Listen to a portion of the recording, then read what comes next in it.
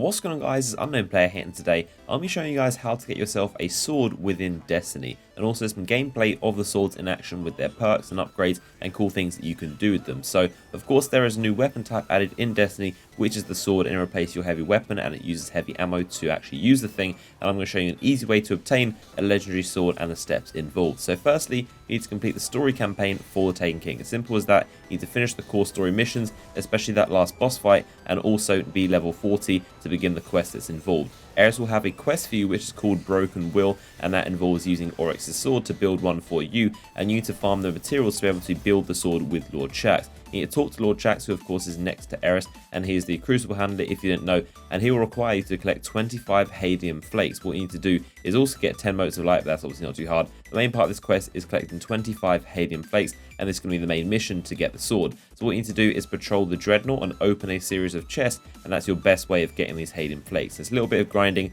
but it's definitely worth it when you get the sword, and of course you need to open 25 chests to get 25 Hadium Flakes. If you want to know more tips about how to get the Hadium Flakes, I made a separate video on that which will be linked in the description, and that's a guide on the best places and techniques to easily farm Hadium Flakes and get them really quickly. So if you're struggling with the flakes, then go watch that video and that'll hopefully help you out. Once you've got these flakes, then you are set. You need to then return to Lord Shaxx, and you can pick up a sword of your choice and trade them for the materials that you just collected. So you can pick up a sword and he's going to give you a choice, and you get to pick one out of the 3 elements of the different sword types. Of course, one for Arc, Solar and Void, which are all differently themed, and it's going to cost you of course the 25 spin metal, helium filaments or Redicine to pick a sword. Of course those aren't too hard materials to obtain, but then you get to pick one of the elements. I went for the Solar one, and here you can see all 3 elements being held, and Oki has the Arc one, while Konsai has the Void one, so maybe that'll help you pick depending on which one you think looks the best, and they all have this really cool like elemental effect coming out of the blades. So now we're going to take a look at the actual swords themselves and how you use them, what you can do with them, and some of the perks and upgrades involved. So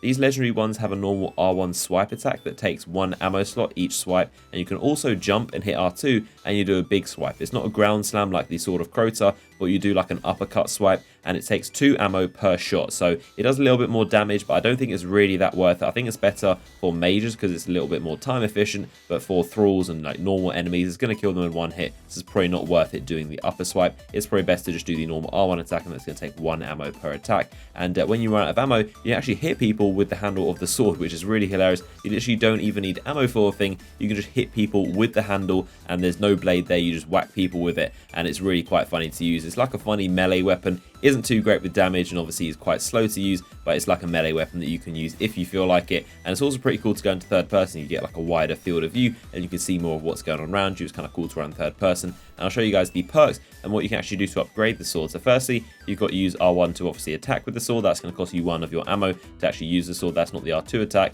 And then you've got Infuse to make the weapon more powerful. You've got increased armor while wielding the sword, increased sword ammo capacity, which is definitely very helpful. Then you get a really cool perk which allows you to guard, and that's effective against Arc and Void attacks and less effective against Solar attacks, which the element of what this sword is. So if you pick a Void one, it's going to be more effective against the other 2 elements, but not the one that it is itself. So that is how the guarding works. Then you also get another one which increases the sword ammo capacity even further. So hopefully you guys have enjoyed this video. If you did, give it a like rating. Hopefully it's helped you, and of course subscribe for more videos right here on this channel, and I'll see you guys in the next one.